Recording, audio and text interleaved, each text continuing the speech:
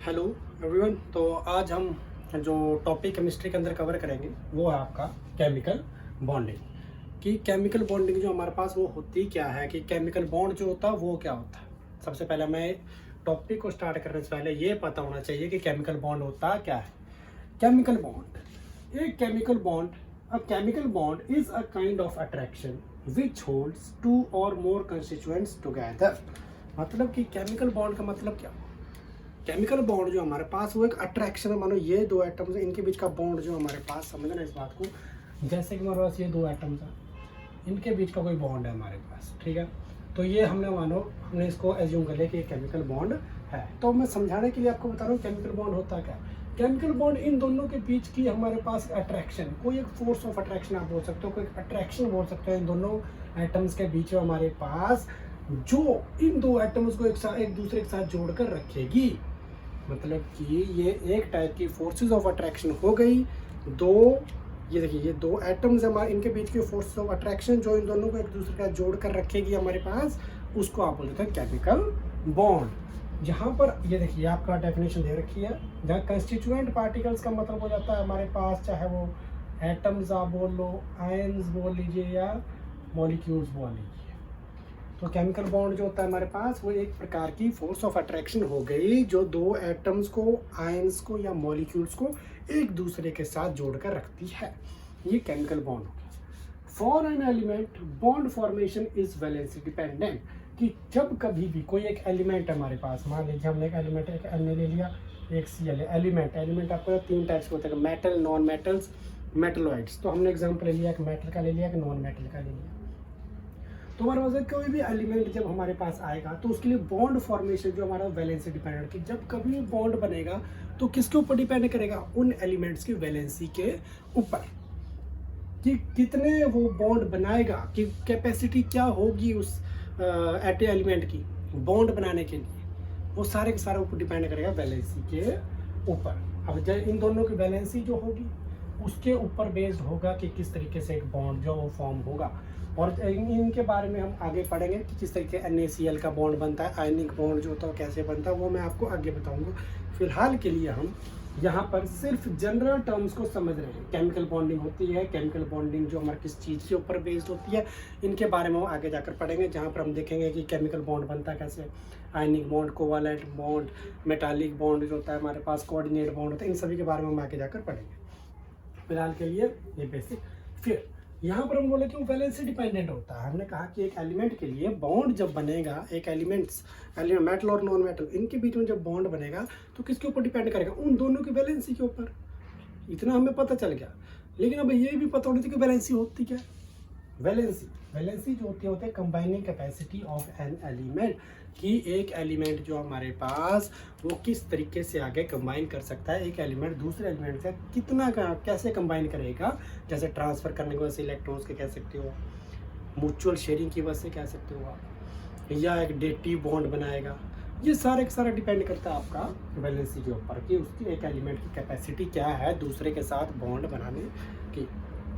Next उसके बाद हमारे पास आता है केमिकल बॉन्ड्स के। केमिकल बॉन्ड्स होते हैं उसके टाइप्स, कितने टाइप्स के केमिकल बॉन्ड्स होते हैं। केमिकल बॉन्ड्स होते हैं हमारे पास वो दो टाइप के होते हैं हमारे पास, एक होते हैं स्ट्रॉन्ग बॉन्ड्स और एक होते हैं वीक बॉन्ड्स। तो केमिकल बॉन्ड्स जो फर्दर सब डिवाइड किए गए हैं दो टाइप के बॉन्ड्स में, जिसमें एक होते हैं हमारे पास स्ट्रॉन्ग बॉन्ड्स और एक होते हैं वीक बॉन्ड्स। स्ट्रॉन्ग बॉन्ड्स होते हैं हमारे पास, वो होते हैं इंटर एटॉमिक वर्ड को समझो, इंटर एटॉमिक, इसका मतलब होता है दो अलग अलग एटम्स के बीच में जो बॉन्ड बनता है उसको बोलते हैं इंटर एटॉमिक। इंटर का मतलब होता है, आपको पता होगा, दो अलग अलग टू डिफरेंट एटम्स, इसका मतलब होगा इंटर एटॉमिक। का मतलब दो डिफरेंट एटम्स के बीच में जो बॉन्ड बनेगा, वो जो बॉन्ड बनेगा वो बहुत स्ट्रॉन्ग बॉन्ड होता है। इसलिए हमारे पास स्ट्रॉन्ग बॉन्ड्स होते हैं वो बनता है दो अलग अलग एटम्स के बीच में। उसी तरीके से वीक बॉन्ड्स होते हैं हमारे पास, वो बनता है उन्हें कहा जाता है इंटरमॉलिक्यूलर, क्योंकि ये दो अलग अलग मॉलिक्यूल्स के बीच में बनता है। इंटर मतलब दो टर्म्स होते हैं, इंटर होती है, एक इंट्रा होती है। इंटर का मतलब होता है दो अलग अलग, इंट्रा का मतलब होता है सेम के अंदर। तो इंटरमॉलिक्यूलर मतलब दो अलग अलग मॉलिक्यूल्स के बीच में जो बॉन्ड बनते हैं हमारे पास, वीक बॉन्ड्स होते हैं हमारे पास, ठीक है।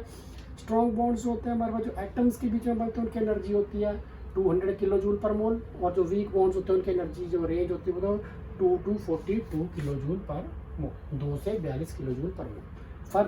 फर्दर जो आपके केमिकल स्ट्रॉन्ग बॉन्ड्स होते हैं उनको डिवाइड कर दिया गया है 4 पार्ट्स में, आयनिक, कोवलेंट, कोऑर्डिनेट और मेटालिक।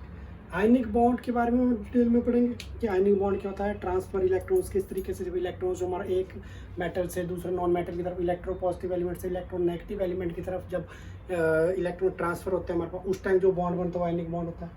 कोवलेंट बॉन्ड जो म्यूचुअल शेयरिंग की वजह से बनता है इलेक्ट्रॉन्स की, एक एलिमेंट दूसरा एलिमेंट, दोनों नॉन मेटल्स ही होते हैं, दोनों इलेक्ट्रो नेगेटिव एलिमेंट, उनके बीच में जो बॉन्ड बनता है हमारे पास एक दूसरे से इलेक्ट्रॉन जो एक दूसरा इलेक्ट्रॉन शेयर करके उसे बोलते हैं कोवलेंट बॉन्ड। कोऑर्डिनेट बॉन्ड, जो कोऑर्डिनेट बॉन्ड होते हैं इसको आप डेक्टिव बॉन्ड भी बोलते हो, ये बनता है जब किसी का एक्सेस में होते हैं हमारे पास, वो दूसरे का, जिसका एक्सेस में इलेक्ट्रॉन, जो इलेक्ट्रॉन रिच होता है हमारे पास वो डोनर बन जाता है, और एक इलेक्ट्रॉन डेफिशिएंट होता है जो एक्सेप्टर बन जाता है। एक एसिड होता है, एक बेस, इस कंसेप्ट के अकॉर्डिंग हम चलेंगे। उसका 2 आगे मेटालिक, हाइड्रोजन और बॉन्ड, इन सभी के बारे में हम 1 by 1 आगे डिस्कस करेंगे। Kossel Lewis approach to chemical bonding, next आ जाता है हमारा कोसेल और लिविस के अप्रोच, जो उन्होंने अपनी अप्रोच दी थी, उन्होंने बताया था किस तरीके से केमिकल बॉन्डिंग जो होती है, ठीक है। उनके कोसेल और लिविस जो थे हमारे पास, इनके बारे में थोड़ा सा बता देता हूँ। ये 2 साइंटिस्ट ऐसे थे, इन्होंने 1916 में इन्होंने, ये सबसे पहले जो साइंटिस्ट थे ये वो थे जिन्होंने केमिकल बॉन्डिंग को एक्सप्लेन किया था इलेक्ट्रॉन्स के टर्म्स में। किस टर्म्स में? इलेक्ट्रॉन्स के, किस तरीके से इलेक्ट्रॉन्स जो हमारे पास वो ट्रांसफर होंगे, शेयर होंगे, उस तरीके से इन्होंने एक्सप्लेन किया था हमारे पास आपकी केमिकल बॉन्डिंग को। तो ये सबसे पहले साइंटिस्ट थे जिन्होंने 1916 में हमारे पास केमिकल बॉन्डिंग के कंसेप्ट को एक्सप्लेन किया था इलेक्ट्रॉन्स के टर्म्स में। इस थ्योरी के अकॉर्डिंग कुछ मेन पॉइंट्स इस थ्योरी जो आए थे वो थे कि जो आउटर मोस्ट इलेक्ट्रॉन्स होते हैं वो बहुत इंपॉर्टेंट रोल प्ले करते हैं हमारे पास के आउटर मोस्ट इलेक्ट्रॉन्स का मतलब होता है वैलेंस इलेक्ट्रॉन्स। जैसे आप लिखते हो किसी भी कन्फिग्रेशन लिखते हो, आप लिखते हो 282, तो लास्ट में जो इलेक्ट्रॉन्स होते हैं इनको बोलते हैं वैलेंस इलेक्ट्रॉन। तो ये जो इलेक्ट्रॉन्स होते हैं हमारे पास, इनका बहुत इंपॉर्टेंट रोल रहता है हमारे पास जब केमिकल बॉन्डिंग जो हमारे पास वो शो करनी होती थी।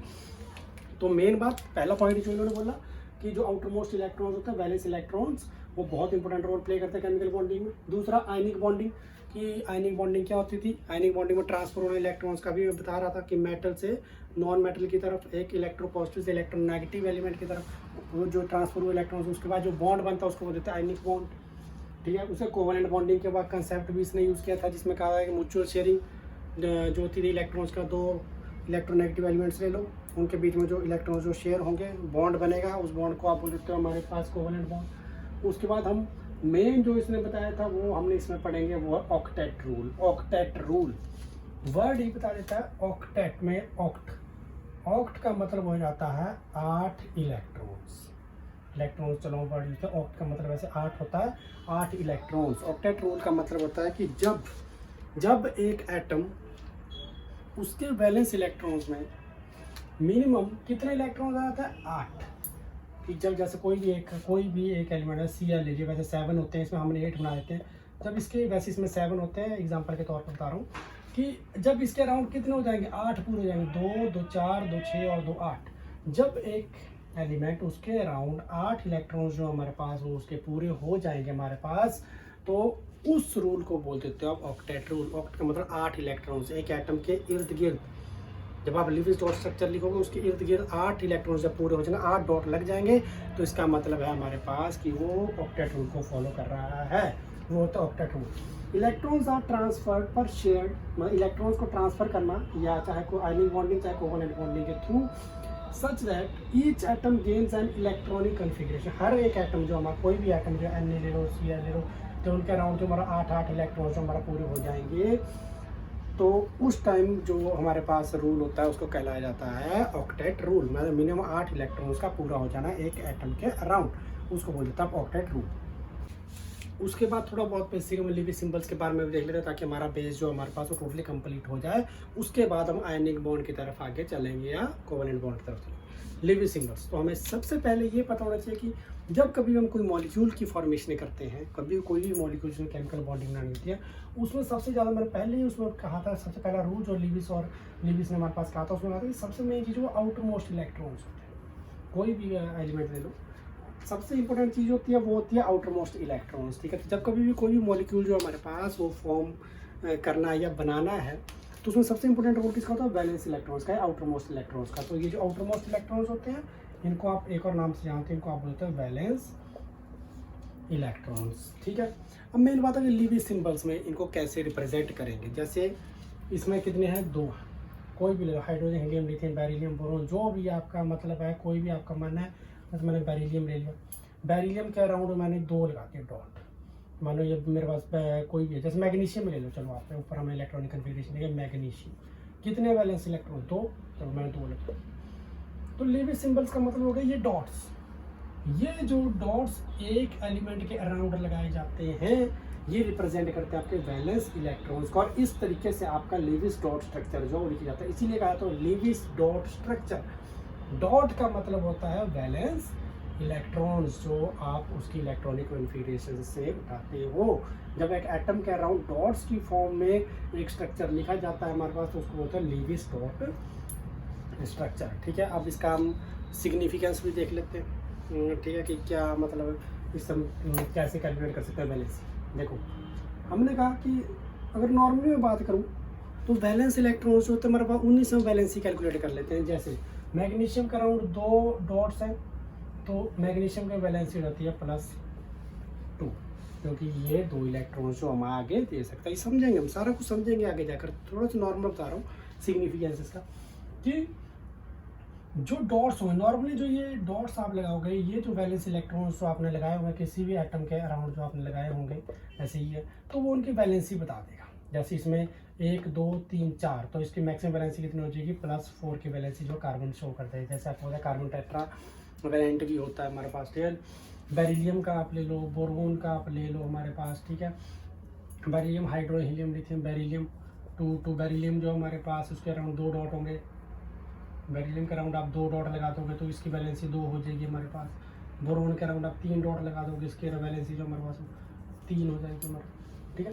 तो नॉर्मल बात है, सिग्निफिकेंस ये कहता है इसका, ये जितने भी डॉट्स होंगे एक एलिमेंट के अराउंड वो उसकी वैलेंसी दे देते हैं। एक तरीका तो ये हो गया स्टार्टिंग के एलिमेंट्स कार्बन तक, लेकिन एक और कार्बन से आगे वाले एलिमेंट्स के लिए दूसरा तरीका, जैसे कार्बन से आगे हम, कार्बन तक तो हमारे पास टेट्रावैलेंट है, कार्बन से आगे लेते चले नाइट्रोजन। नाइट्रोजन में कितने होते हैं, 1 2 3 4 5 वैलेंस इलेक्ट्रॉन्स होते हैं। नाइट्रोजन के 2 5 7 एटॉमिक नंबर होता है, 5 उसके वैलेंस इलेक्ट्रॉन्स होते हैं। हमने 5 डॉट उसके अराउंड लगा दिए। अब नाइट्रोजन की वैलेंसी कैसे पता चलेगी, जब कभी भी कार्बन से आगे के एलिमेंट्स को कैलकुलेट करना है, नाइट्रोजन, ऑक्सीजन, फ्लोरीन, तो उस टाइम जो आपकी वैलेंसी निकलेगी वो निकलेगी 8 minus number of dots, 8 minus number of dots, 8 minus number of dots कितने हैं, 5, 8 माइनस 5 3, तो नाइट्रोजन की वैलेंसी क्या हो जाएगी, +3। ऑक्सीजन की अगर हम ले लेते हैं यहाँ पर 1 2 3 4 5 6 ऑक्सीजन के होंगे, 6 ही होते हैं ऑक्सीजन के वैलेंस में, 2 6 8 6 होते हैं वैलेंस इलेक्ट्रॉन्स। तो ऑक्सीजन की valency 8 minus number of dots -6, 6 dots हैं, 8 माइनस 6 2, ऑक्सीजन की वैलेंसी और +2। तो 2 तरीके से वैलेंसी निकाल सकते हो। कार्बन तक सिंपल जो नंबर ऑफ डॉट्स अराउंड लगे हुए हैं वो वैलेंसी दे देंगे, और कार्बन से आगे जाओ, नाइट्रोजन, ऑक्सीजन, फ्लोरीन, 8 माइनस जो उनके अराउंड डॉट्स होंगे उससे आप उसकी वैलेंसी कैलकुलेट कर सकते हो। ये एक सिग्निफिकेंस था लीविस सिंबल्स का, किस तरीके से आप लीविस सिंबल्स को या डॉट स्ट्रक्चर्स को यूज़ करके वैलेंसी जो वो कैलकुलेट कर सकते हैं। नेक्स्ट टॉपिक हमारा आ जाता है आयनिक बॉन्ड। आयनिक बॉन्ड को एक और नाम से जाना जाता है इलेक्ट्रोवैलेंट बॉन्ड। आयनिक बॉन्ड या इलेक्ट्रोवैलेंट बॉन्ड एक ही बात होती है, ठीक है। तो सबसे पहले में ये पता होना चाहिए कि आयनिक बॉन्ड होता क्या है, आयनिक बॉन्ड बनता है किस किस के बीच में, कौन कौन से एलिमेंट्स के बीच में बनता है। सबसे पहले मैं एग्जांपल लेता हूँ, चलो एग्जांपल से समझा देंगे आपको। NaCl, आज तक आपने सुना होगा Na के ऊपर पॉजिटिव चार्ज होता है, Cl के ऊपर नेगेटिव चार्ज होता है, लेकिन आज आपको पता चलेगा वो पॉजिटिव और नेगेटिव चार्जेस आते कैसे हैं। आयनिक बॉन्ड जो तो हमेशा बनता है एक मेटल और एक नॉन मेटल के बीच में। देखिए Na सोडियम मेटल होता है, क्लोरीन नॉन मेटल होता है हमारे पास, ठीक है, मेटल और नॉन मेटल के बीच में। ये आपका आ गया मेटल, ये आ गया आपका नॉन मेटल। गौर से सुनना है इसको, ये बहुत इंपॉर्टेंट टॉपिक है आज, ठीक है। मेटल और नॉन मेटल के बीच में मेटल जो होते हैं आपको पता है इलेक्ट्रोपॉजिटिव होते हैं, और ये इलेक्ट्रोनेगेटिव होते हैं हमारे पास। ये कुछ बेसिक चीज़ें जो आपको साथ साथ में बताई जा रही हैं कि मेटल्स जो तुम्हारे इलेक्ट्रोपॉजिटिव होते हैं और ये जो नॉन मेटल्स होते हैं हमारे पास वो इलेक्ट्रोनेगेटिव है। तो हम ये बोल सकते हैं कि आयनिक बॉन्ड जो हमेशा बनता है मेटल और नॉन मेटल के बीच में, या फिर इलेक्ट्रोनेगेटिव और इलेक्ट्रोपॉजिटिव और इलेक्ट्रोनेगेटिव एलिमेंट्स के बीच में। आयनिक बॉन्ड का मतलब होता है, अगर मैं इसका जनरल मीनिंग बताऊँ, ट्रांसफ़र होना इलेक्ट्रॉन्स का। जब इलेक्ट्रॉन्स जो होते हैं हमारे पास एक मेटल से इलेक्ट्रॉन्स ट्रांसफ़र होकर नॉन मेटल की तरफ जाते हैं हमारे पास, तो उस टाइम जो बॉन्ड बनता है उसको आप बोल देते हो आयनिक बॉन्ड। इलेक्ट्रॉन्स ट्रांसफ़र करने अपने मेटल से नॉन मेटल की तरफ, ये दे देगा, जिसका टेंडेंसी होगी देने की। जब ये दे देगा तो उसके ऊपर पॉजिटिव चार्ज आ जाएगा, जब ये ले लेगा तो इसके ऊपर नेगेटिव चार्ज रखेंगे। कहते हैं देना अच्छी बात होती है और बुरी बात होती है हमारे पास। एक्सेप्ट करना, किसी चीज़ को छीनना, वो बुरी बात होती है। चलो समझते हैं। देखो अब हमें इस चीज़ को समझने पहले सोडियम जो होता है हमारे पास, उसकी इलेक्ट्रॉनिक कन्फिग्रेशन होती है 281, क्योंकि इसका एटॉमिक नंबर जो होता है वो होता है 11। जेड इक्वल्स टू जेड होता है atomic number. Sodium atomic number होता है 11, 281 इसकी कन्फिग्रेशन होती है। इसका हमने क्या यूज़ करना है, वैलेंस इलेक्ट्रॉन्स। ठीक है। क्लोरीन का एटॉमिक नंबर होता है 17287, इसका एटॉमिक नंबर होता है 17, उसका वैलेंस इलेक्ट्रॉन होता है 7 इलेक्ट्रॉन। ठीक है। लीविस डॉट स्ट्रक्चर के अकॉर्डिंग करेंगे। सबसे पहले हमारे पास एक इलेक्ट्रॉन बोला है, कितने वैलेंस में, एक, तो कितने डॉट बाहर आ जाएंगे, एक डॉट। इसमें कितने, 7 इलेक्ट्रॉन्स, इसमें कितने डॉट बाहर आ जाएंगे, 2। पहले सिंगली पेयर करते हैं, 1 2 3 4 5 6 और 7 इलेक्ट्रॉन थे, 7 डॉट इसके अराउंड आ गए। एक इलेक्ट्रॉन था वैलेंस शेल में, वैलेंस इलेक्ट्रॉन एक था, एक डॉट इसके अराउंड आ गया। ठीक है। अब चीज़ को समझो, अब बनेगा आयनिक बॉन्ड हमारा। किस तरीके से आयनिक बॉन्ड बनेगा, अब देखो हमेशा ही कोई भी एटम हो, कोई भी एलिमेंट हो, वो हमेशा कोशिश करता है कि मैं मैजिक नंबर्स के पास हूँ। ये आपको पता है मैजिक नंबर्स होते हैं 2 8 18 32, ये मैजिक नंबर होते हैं। सबसे ज़्यादा स्टेबिलिटी किसी भी एलिमेंट को इन नंबर्स के ऊपर मिलती है। ठीक है। अब उसको पता है कि अगर मैं एक इलेक्ट्रॉन लूज कर दूंगा तो मैं स्टेबल हो जाऊंगा 8 के ऊपर, क्योंकि 8 जो सबसे स्टेबल है। तो 8 18 32 ये नंबर जो सबसे ज़्यादा स्टेबल होते हैं। अब इसको पता है कि अगर मैं एक इलेक्ट्रॉन लूज कर दूंगा तो मैं एक स्टेप चलकर वापस 8 पर गिर जाऊंगा, तो मैं तो स्टेबल हो जाऊंगा, और हर चीज़ चाहते हैं कि मैं स्टेबल रहूं। तो इसलिए वो अपना एक इलेक्ट्रॉन दे देगा और अपनी स्टेबिलिटी गेन कर लेगा। लेकिन ये तो दे देगा 8 पर आ जाएगा, एक जैसे लूज करेगा इसके 8 पर आ जाएगा। अब देखो इसके पास टेंडेंसी, देखो इसका 7 है, इसको कितने चाहिए, 1, इसको 8 तक पहुंचना है। 7 से कहाँ तक पहुंचना, 8, तो इसको कितने इलेक्ट्रॉन्स की जरूरत है, 1 इलेक्ट्रॉन की जरूरत है। तो जैसे ही इसमें एक इलेक्ट्रॉन ऐड होगा, जैसे ही इसमें एक इलेक्ट्रॉन ऐड होगा, यहाँ पर एक डॉट लगेगा, इसके बाद वैलेंसी इसकी आ जाएगी 8 की। तो 8 जो हमारे पास वो नंबर जो मैजिक नंबर है, मैजिक नंबर है तो मतलब सबसे स्टेबल नंबर है, इसको स्टेबिलिटी मिल जाएगी। तो अब सिंपल हो गया। ये क्या करेगा, ये देखकर स्टेबल हो जाएगा, ये इससे एक्सेप्ट करेगा, ये स्टेबल हो जाएगा। तो देखिए ये लीजिए, ये हमने इलेक्ट्रॉन दिया, ये इसने ले लिया। अब देखो इसने इलेक्ट्रॉन अपना लूज कर दिया, ये बड़ा इलेक्ट्रॉन इसने दे दिया, तो हमने इस इलेक्ट्रॉन काट दिया। इसकी स्टेबिलिटी क्या होगी, 2 8 पर गिर गया, ये स्टेबल हो गया। इसने क्या किया 7, इसने एक इलेक्ट्रॉन एक्सेप्ट कर लिया, 7 + 1, ये किस पर गिर गया 8। कितने इलेक्ट्रॉन्स उसके अराउंड, इस पर 2 2 4 2 6 और 2 8 इलेक्ट्रॉन्स हो गए। ये भी स्टेबल हो गया। इसके अराउंड 2 और 8 की कन्फिग्रेशन आ गई, ये भी स्टेबल हो गया हमारे पास। अब ये हो गया, देखो ट्रांसफर हुआ इलेक्ट्रॉन्स एक मेटल से, ये मेटल था, ये non metal. Transfer of electrons from a metal to a non metal, उसको उस टाइम जो बॉन्ड बनता है उसको बोला जाता है आयनिक बॉन्ड। ठीक है। इतना तो हमें पता लगा ट्रांसफर होगा। अब हमें मेन बात समझिए, चार्जेस। जितने इलेक्ट्रॉन्स ट्रांसफर करेगा उतने चार्जेस आएंगे, जितने एक्सेप्ट करेगा उतने चार्जेस आएंगे। देखो इसने लूज किया, ये किसी को दिया, ये अच्छी बात होती है। ये हमारी पॉजिटिविटी सामने ला रहा है कि हमने किसी के लिए कुछ किया, हमने किसी को कुछ दिया, हमारी पॉजिटिविटी सामने ला रहा है। तो इसने क्या किया, इसने अपना एक इलेक्ट्रॉन दिया, इसको एक्स्ट्रा था, इसने दे दिया, तो इसकी पॉजिटिविटी सामने आई। लेकिन कितने इलेक्ट्रॉन दिए इसने, 1, तो कितने का चार्ज आ जाएगा इसके ऊपर, +1। ठीक है। अब इसने देखो, इसने वो चीज़ ली, एक्सेप्ट करा, इसके बाद इसने किसी से हमारा छीनना या कुछ भी है, वो नेगेटिविटी है इसकी, किसी से लेना मांगना वो नेगेटिविटी है, गलत बात है। तो वो चीज़ देखो, अब इसने एक इलेक्ट्रॉन इसने दिया, इसकी पॉजिटिविटी सामने आ गई +1। इसने एक इलेक्ट्रॉन एक्सेप्ट किया, कितने एक्सेप्ट किया, 1, तो इसकी कितने माइनस चार्ज है, -1। जितने देखो, जितने इलेक्ट्रॉन लूज करेगा उतना पॉजिटिव चार्ज, जितने इलेक्ट्रॉन एक्सेप्ट करेगा उतना नेगेटिव चार्ज। देखो अगर Na की जगह Mg होता और Cl होता, ये लो Cl2, यहाँ पर 2 2 4 2 6 और एक साथ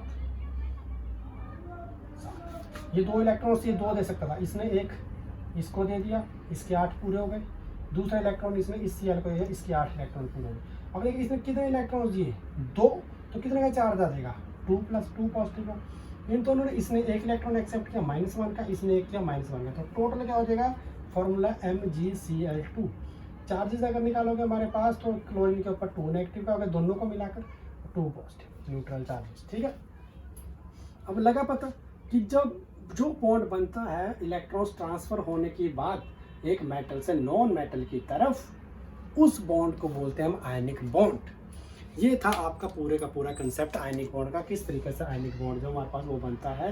ये बहुत ही एक सिंपल वे में आपको बता दिया गया है। आयनिक बॉन्ड को आप एक और नाम से जानते हैं इलेक्ट्रोवैलेंट बॉन्ड। इसके अब आपको पता चल गया कब क्यों हम किसी एलिमेंट के ऊपर प्लस चार्ज देते हैं, क्यों किसी के ऊपर नेगेटिव चार्ज देते हैं, और हम देखते हैं कितना पॉजिटिव चार्ज है कितना नेगेटिव चार्ज है।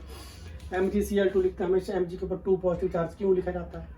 ठीक है, अब आपको पता है क्यों लिखा जाता है, 2 इलेक्ट्रॉन देता है इसलिए 2 पॉजिटिव चार्ज लिखा जाता है। Al होता है आपके पास, उसके ऊपर +3 क्यों लिखते हैं आप, क्योंकि एल्यूमिनियम उसका टेंडेंसी है 3 इलेक्ट्रॉन देने की। एल्यूमिनियम के अराउंड 3 डॉट होते हैं, 3 इलेक्ट्रॉन दे देगा तो कितने चार्ज है पॉजिटिव देगा, इसलिए एल्यूमिनियम के ऊपर 3 का आता है। सिलिकॉन Si 4 इलेक्ट्रॉन होता है आउटर मोस्ट में, 4 डॉट होते हैं अराउंड, 4 के 4 वो दे सकता है, इसलिए Si4 पॉजिटिव लिखते हैं। अब आपको शायद क्लियर हो गया होगा क्यों कितना पॉजिटिव चार्ज आएगा, क्यों पॉजिटिव चार्ज आता है, ये सब आपका क्लियर हो गया होगा। इसमें आज हमने किया, अगली नेक्स्ट लेक्चर के अंदर हम कवर करेंगे आपका कोवैलेंट बॉन्ड। Thank you.